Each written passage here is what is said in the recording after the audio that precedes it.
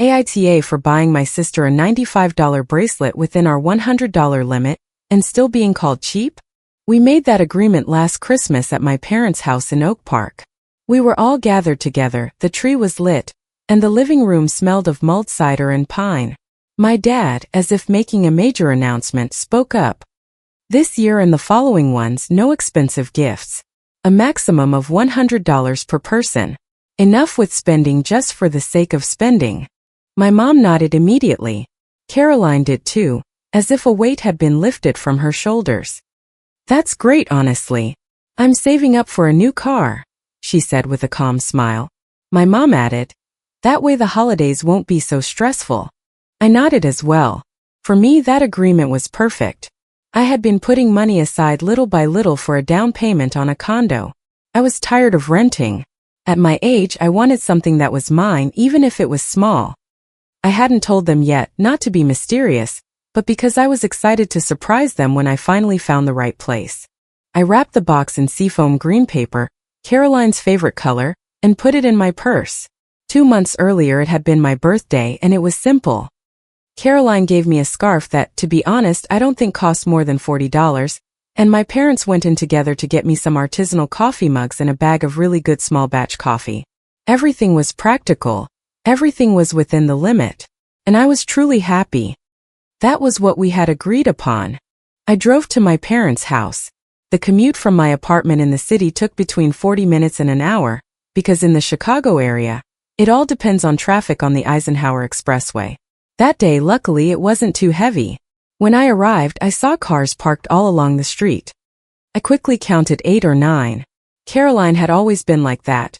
The one with 1,000 friends, the one who organizes plans, the one who knows everyone. As soon as I rang the bell, my mother opened the door as if she had been standing right behind it. Monica, you're finally here, she said, hugging me tightly. She smelled of her usual perfume and home-cooked food. You know how Caroline gets. She's been asking when you'd arrive for a while now. I walked in and there was my sister on the other side of the room. Impeccable, with perfect hair, a stylish dress, and a wine glass in hand. She saw me and raised her hand to greet me with a huge smile. The kind she uses when there's an audience. Moni, she said, as if she were all sweetness. At 29, Caroline had always been the pretty one, the charming one, the one who was liked without effort. I loved her, of course, but there was a silent competition between us, the kind no one admits out loud but you can feel in the air. The room was full of aunts, cousins, her friends, and a few co-workers. I recognized my cousin Jasmine, her friend Alyssa, and a couple of people who looked familiar, though I didn't know from where. My mom clapped her hands lightly to get everyone's attention. All right, the birthday girl wants to open presents before dinner. Caroline sat on the floor, crossing her legs like a little girl, though the wine glass gave her away. She looked at the pile of packages on the coffee table and smiled. Who's next? She asked, enjoying the moment. Jasmine gave her a gift bag from her and Ryan.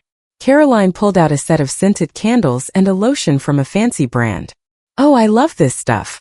Thanks, cousin. Then came a cookbook from a coworker, a gift card to a restaurant she liked from my aunt and uncle, and a small succulent in a pot from Alyssa. My parents proudly gave her a box containing wireless headphones. Not the most expensive ones, but good ones, the kind that sound great and don't break after a week. So you stop saying you don't hear my texts, my dad joked. Everyone laughed. Caroline did too, like a queen receiving tribute. And then Caroline reached for my package, the seafoam green one. This one is from Monica, she announced, looking directly at me with a strange glint in her eyes. It wasn't a nice kind of excitement, it was expectation. I felt a nervousness I didn't understand, like an uncomfortable tickle in my chest. She tore the paper quickly and opened the box.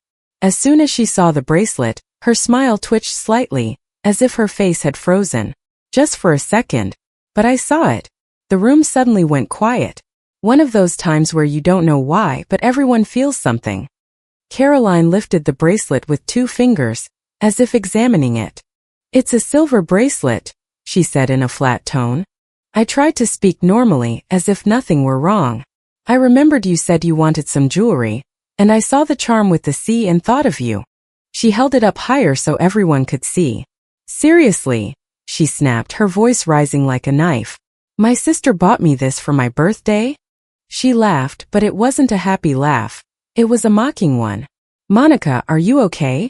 Or do you just not get it? The silence became heavy. I felt every eye on me. I swallowed hard. Caroline, we agreed on the limit at Christmas. $100. And this is within that, I said, pointing to the box. She interrupted me, annoyed. That was a suggestion, not a law. It wasn't mandatory. She turned toward the guests as if looking for allies. Besides, I'm your only sister.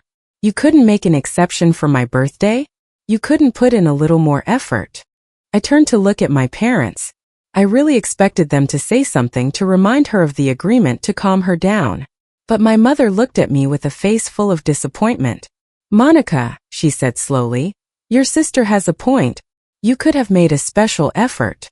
I froze. I felt like the room was spinning. But then why did we set a limit? I blurted out, my voice nearly breaking. On my birthday, no one went over what was agreed. Caroline gave me a scarf and you guys gave me mugs and coffee. Everything was normal. Caroline curled her lip as if I had said something offensive. That's not the same, she replied with disgust. I deserve something better. And then without thinking, she threw the box toward me. It hit my chest before falling to the floor. I don't want your charity gift, she said, slowly so it would be heard clearly. Honestly, how embarrassing. My eyes stung. My throat tightened, but I wasn't going to cry there in front of everyone. I leaned down to pick up the bracelet with trembling hands. I was going to speak, to tell her exactly what I thought, but my father stepped over and grabbed my arm. Monica, he whispered harshly in my ear, using that tone from when I was a kid, and he wanted me to obey without a word. Don't make a scene. Grab your things and leave.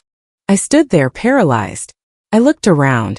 I saw Caroline's satisfied face, as if she had won something. I saw the hard set of my mother's expression. I saw the curious stares, some with pity, others just gossiping, and something inside of me went out. Without saying a word, I grabbed my purse, turned around, and left.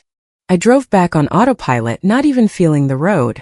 It wasn't until I closed the door to my apartment and was alone that everything came crashing down.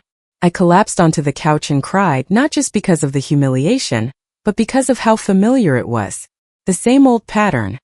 Caroline had always been the favorite. When we were kids, she would break something and they'd end up scolding me for not keeping an eye on her. If we fought, I was the one who had to set an example because I was older.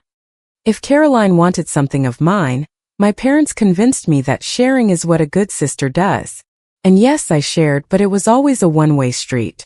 I thought we had outgrown that as adults it would be different. But no. We were still doing the same thing, just with wine glasses and fake smiles. I made myself some chamomile tea out of pure reflex, because that's what I always drink when I'm upset. I checked my phone. Nothing. Not a message, not an apology, not even a "did you get home safe?" Fine, I muttered in my empty living room. That's how it's going to be. I opened my contacts and looked for Derek, the real estate agent who had been helping me look for a condo. We had been looking at options for a couple of weeks, but none of them had felt right. It was almost 10 p.m. on a Saturday. I didn't care. To my surprise, he answered. Monica, is everything okay? He asked, sounding startled. Sorry for the late hour, I said, my voice raspy from crying. I just wanted to know if anything new came up, something worth seeing soon. There was a brief silence. Actually, yes, he said. A place was just confirmed for me today. A deal fell through this afternoon and they put it back on the market. It's not exactly what you told me you were looking for, which is why I didn't mention it earlier. I don't know why, but I felt an impulse like a spark.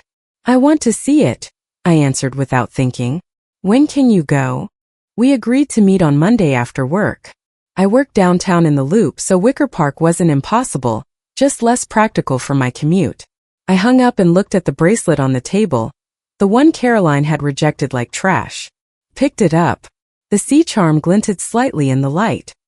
Your loss, I said to the empty air, and without knowing why, I put it on my wrist. Fit perfectly. Monday at work was a blur of strange intensity. I didn't want to think. I didn't want to feel. I just wanted it to be 4 p.m. At that time, Derek sent me the address. I frowned when I saw the neighborhood, Wicker Park. I liked that area. It had trees, cafes, and streets with life, but I hadn't considered it because it was further from work than I wanted for my daily routine. That day I didn't care. When I arrived, Derek was outside, leaning against his car in front of a building with an old facade, one of those classic Chicago brick buildings that look aged on the outside but have been beautifully renovated on the inside. Large windows. Exposed brick. It's a corner unit, he explained as we walked in. That means lots of light. We went up to the third floor. He opened the door, and as soon as I stepped inside, I felt it. I don't know how to explain it. I just knew. Like when something fits without being forced. I had told Derek I wanted something modern and simple, the typical new construction, but this was different. High ceilings, wooden beams, a wall with exposed brick. The living room opened up into a kitchen with a wide breakfast bar, perfect for sitting with coffee in the mornings. 2 massive windows looked out onto the street. Real light came in, the kind that changes your mood. And there was a tiny balcony, just big enough for 2 chairs and some plants. Here's the hallway, Derek said. 2 compact bedrooms. And look, you can use this space as a home office. I walked toward the master bedroom. There was a large window, and when I opened the closet door, I stared. This is a walk-in closet, I blurted out, unable to believe it. Derek laughed. Yeah, it's not huge, but it's very nice. I went to the bathroom. It wasn't out of a luxury magazine, but it was spacious, clean, with a tub and good ventilation. Felt cared for. I went back to the living room and looked out the windows again. Below I could see people walking, a cafe on the corner with outdoor tables, and trees lined up on the sidewalk. I felt like I could finally take a deep breath. And why is it still available? I asked suspiciously. What's the catch? Derek held up his hands. No catch. The owner got a job transfer and wants to sell fast. That's why the price is fair. I've already checked the basics. The title is clean and the building's HOA is well managed. I looked at him. Then I looked at the condo again. How soon can I make an offer? I asked. Derek smiled. That's what I like to hear. The next 2 weeks went by in a blur of paperwork, calls, the appraisal, the bank, emails, documents, and scheduling the closing. I didn't know a purchase like this would consume your mind, but it also filled me with a strange excitement. I already had my documents ready and a pre-approval from the bank. That's why everything moved faster than I imagined. The owner accepted my offer quickly because he really needed to close. The mortgage went through without drama because I had been taking care of my credit for years. And the down payment, that was my pride. It was the result of a long time of discipline. Throughout that whole process, my family didn't appear. Not a call, not a hey, how are you? There was a moment at the title company's office when I was signing a stack of paperwork that I almost called my mom, not because she deserved it, but because I needed to share the excitement with someone. The happiness rose up in my throat, but I didn't call her. Instead, I called Tara, my friend, and a couple of coworkers I actually got along with. When I told them, they were truly excited, that clean kind of excitement without any venom. We have to have a housewarming party, Tara said without hesitation. Yes, I replied. As soon as I have the basics. Furnishing became my new obsession. I spent nights looking at options online, measuring spaces, and imagining how I wanted to live there. I bought a large sofa for the living room, a sturdy table to eat at, and a bigger bed. Some things I bought on installment plans and others I got little by little so I wouldn't go crazy. On moving day, some friends helped me with the heavy lifting. We ended up exhausted, our backs aching but happy. That night I ordered pizza for everyone, and we sat on the new sofa with beers because I hadn't even unpacked glasses yet. The following days were for organizing, hanging pictures, putting up books, buying plants, and arranging clothes. Every day the condo felt more like mine. And once it looked decent, I decided Tara was right. I held a housewarming party, something simple. I invited about 15 people. Friends, coworkers, and my neighbor from across the hall, Sabrina, who had greeted me with genuine kindness from day one, and even explained the building's recycling schedule. The people I did not invite were my family. Not Caroline, not my parents, not the cousins who had stayed silent that night. I thought for a second if I was being resentful, if I should notify them just out of politeness. But then I remembered that weeks had passed since Caroline's birthday, and no one had reached out to me. The decision made itself. The party turned out exactly how I needed it to be. Laughter, low music, some snacks on the counter, wine and beer. Sabrina brought homemade cookies that disappeared in minutes. Marcus from work gave me some wine glasses. Tara arrived with a small plant for good luck. We took a ton of instant photos. By the end of the night, they were scattered across the kitchen bar. People laughing, hugs, funny faces, toasts. The next day, I posted a couple of photos to social media. Not to show off, but because I was proud. It had cost me a lot. I had earned it. I didn't think about it again until Monday afternoon when I got a call. It was my mother. I stared at the phone as if it were something I didn't understand. After weeks of silence, now she calls. I answered. Hello. My mom didn't even say hi. When were you planning on telling us you bought a condo? I went quiet for a second. I felt the pressure rising, but my voice came out calm. Hi, Mom. Don't play dumb. I'm asking you something. I wasn't planning on telling you, I replied. What do you mean you weren't planning on telling us? She snapped, sounding offended. We're your family. How could you hide something like this from us? I took a deep breath. The last time I saw you, you humiliated me in front of everyone, and Dad told me to leave. It seemed pretty clear to me. You're exaggerating, my mom said, as if she were talking about something trivial. It was one fight. That's it. And that's no reason to exclude us from your party and go around keeping secrets. It was more than a fight, I told her. Caroline threw my gift at me. You backed her up. And no one reached out to me. My mom tried to say something, but I didn't let her. I need to get back to work, Mom. I'm at the office. And I hung up. Half an hour later, Caroline called. I didn't answer.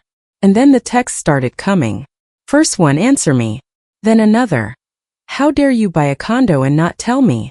And another, for my birthday you gave me a cheap bracelet, but for this you had money. The last one was the kicker. You owe me a real gift. At least $5,000. I read that and almost choked on my coffee. $5,000. I didn't respond. And yet, the messages kept coming. My mom started too, and by that night my dad joined in. They called me selfish, a liar, calculating. Caroline even wrote that I was the one who had proposed the gift limit at Christmas, as if she could just rewrite history. A week went by like that, and I couldn't take it anymore. Every vibration of the phone made me tense. I was tired of feeling like they were trying to force me to break. I sat at my new desk, turned on my computer, and wrote 3 emails. One to my mom, one to my dad, and one to Caroline. I told all 3 of them the same thing in clear words.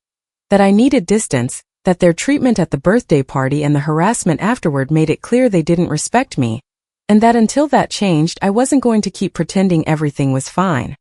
When I hit send, I felt something strange, a lightness, as if I had finally dropped a suitcase I'd been carrying for years without realizing it. For 2 days there was silence. Then on Saturday morning there was a knock at the door. It wasn't a normal knock. It was loud, insistent pounding, as if they wanted to break it down. I was in my pajamas with coffee, reading on the sofa. I stood up, heart racing, and looked through the peephole. There were my parents and Caroline standing in the hallway. For a second I thought about pretending I wasn't there, but I knew they'd come back. Or worse, they'd start making a scene for the neighbors. I opened the door but left the security chain on, leaving just a crack. How did you find my address? I asked, not hiding my anger. Jasmine told us, my mom replied, as if it were the most normal thing in the world. Now open up. We need to talk. I wasn't entirely surprised. Jasmine had always been close to my mom, and never kept a secret. I don't think that's a good idea, I said. My dad spoke in his serious, I'm in charge voice. Monica, don't overreact. Open the door and we'll settle this like adults. I looked at them. I felt my blood boiling, but I unlatched the chain and opened the door. Not because I wanted to, but because I was tired of running. They walked in and started looking around like they were inspectors. My mom pursed her lips. It's cozy, she said, and it was obvious she wanted to say something else. Caroline rolled her eyes. No wonder you couldn't buy me anything decent. I looked at her. I could have. I bought you a gift within the agreement. You threw it away. My mom raised her hand impatiently. We came here to tell you that you're being ridiculous. This not talking to us thing, those dramatic emails. Family doesn't do that. I felt something settle inside of me, as if I could finally speak without shaking. You're right, I said. Family doesn't humiliate someone on their birthday. Family doesn't kick a daughter out for giving a gift within an agreed limit. And family doesn't demand $5,000 just because someone bought a condo. My dad cleared his throat uncomfortably. It's possible that at the party we went a bit too far, he admitted, as if he were talking about a minor slip-up. But you also escalated things. You hid the purchase from us. You didn't invite us. That was a lack of respect. No, I answered firmly. That was a consequence. Caroline threw her arms up in desperation. See? It's impossible.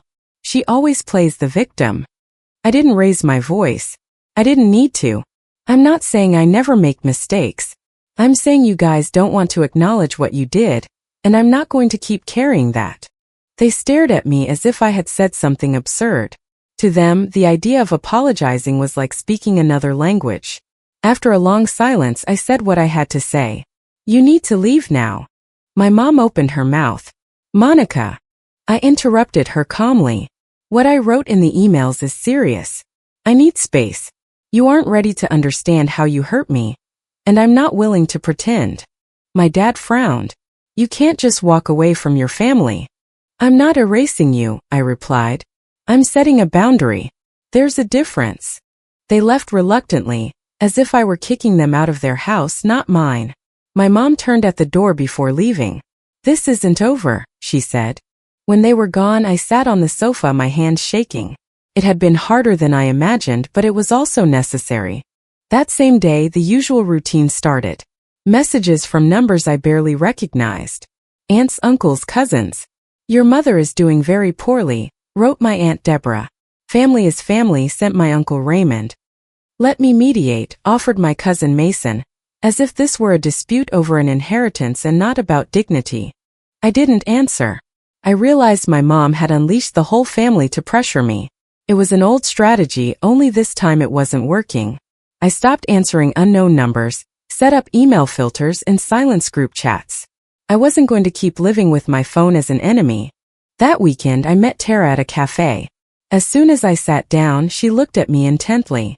You have a look on your face, she said. Everything okay with the condo? I told her the basics. The birthday, the weeks of silence, the calls, the visit to my door, the family messages. Tara looked serious. That's toxic, she said bluntly. And no, you are not overreacting. I toyed with my cup. Sometimes I have doubts, I admitted. Because they're my parents. She's my sister. Tara leaned in a bit. Being family doesn't give them the right to treat you poorly. You set a reasonable boundary. If they don't respect it, that's their problem, not yours. That comment hit me exactly where it needed to, because for years they had made me believe I was the one exaggerating, the intense one, the one who complicated everything whenever I defended myself. As the weeks passed, the bombardment slowed down. My parents changed tactics. They sent me messages as if nothing had happened. One day my mom sent me a photo of a mug in a shop. I saw this and thought of you. My dad. How's work going? I kept my responses short and polite, without opening up a conversation. I didn't give them an inch. Caroline, on the other hand, stopped writing to me directly but posted a very long story on social media about toxic people who play the victim. She didn't use my name, but it was obviously about me. One day my mom wrote, "Family dinner on Sunday. Your sister misses you." I stared at the message for a long time. Part of me wanted to go. The part that was trained not to make waves, to adjust my heart to whatever everyone else wanted. But I wasn't the same person anymore. I replied, I'm not ready. I need you guys to acknowledge what happened at Caroline's birthday and afterward. Without that, we can't move forward. My mom's reply came quickly. That's already in the past. Can't we just move on? I wrote. Not without talking about it. And she didn't respond. Weeks passed. Then months, and my life without that constant noise started to take a different shape. I planted herbs on the balcony. I joined a book club that met at the corner cafe. I started dating someone I met through a coworker. Nothing dramatic, just something nice, calm, and new. My family still appeared every now and then with random messages, invitations, and attempts to act like nothing had happened. I answered only what was necessary without engaging, without returning to the place where they always made me feel small. It wasn't easy. There were days when I missed the idea of a family. The holidays, the meals, the birthdays, the feeling of belonging to something.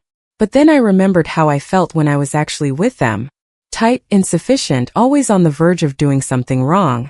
6 months after moving, I got an email from Caroline. The subject line said, "I've been thinking." I opened it carefully, expecting another attack. But no. Caroline wrote that she was going to therapy, that her therapist told her she had issues with envy and a sense of entitlement. She said that at first she got angry, but then talking it out she started to see patterns, especially with me. It wasn't a perfect apology, not even close. Caroline wasn't the type of person who suddenly becomes humble overnight. But there was something different, an attempt, a crack. She ended by saying, "I'm not going to tell you I was wrong about everything, but I'm starting to understand your point of view. If you want, we could meet up." I stared at the screen. I told her yes, but in a neutral place. Cafe. Not my place, not my parents' house. We met the following weekend.